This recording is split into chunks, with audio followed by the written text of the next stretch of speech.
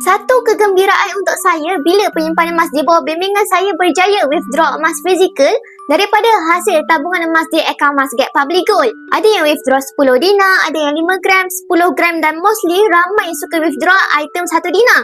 Alhamdulillah. 1 dinar ni walaupun item dia kecil, tapi siapa yang ada 1 dinar ni bermaksud dia dah ada saving sekitar RM2,000. Hebat kan? Cuma kita simpan dalam bentuk aset emas ni supaya simpanan kita tak mudah bocor. Okey, untuk withdraw emas fizikal ni kita ada 3 cara. Yang pertama adalah by postage.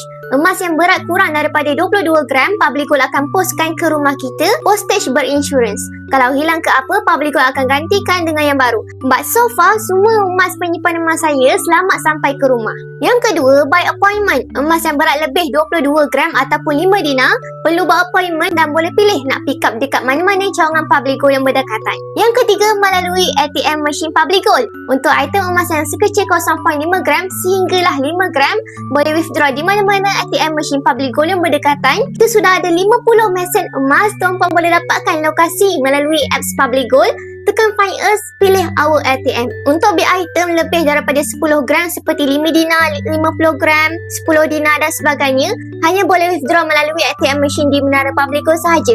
Tapi bila nak withdraw di ATM machine ni, depends on stock. Kadang-kadang ada item emas yang dah habis, perlu tunggu pihak manajemen untuk restock.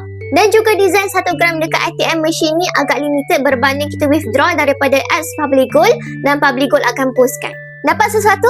Bagi mereka yang berminat untuk mulakan simpanan emas dengan Public Gold, boleh refer pin video saya untuk daftar akaun emas secara percuma. Follow Awi rapai-rapai untuk ilmu emas dan kewangan. Mantap!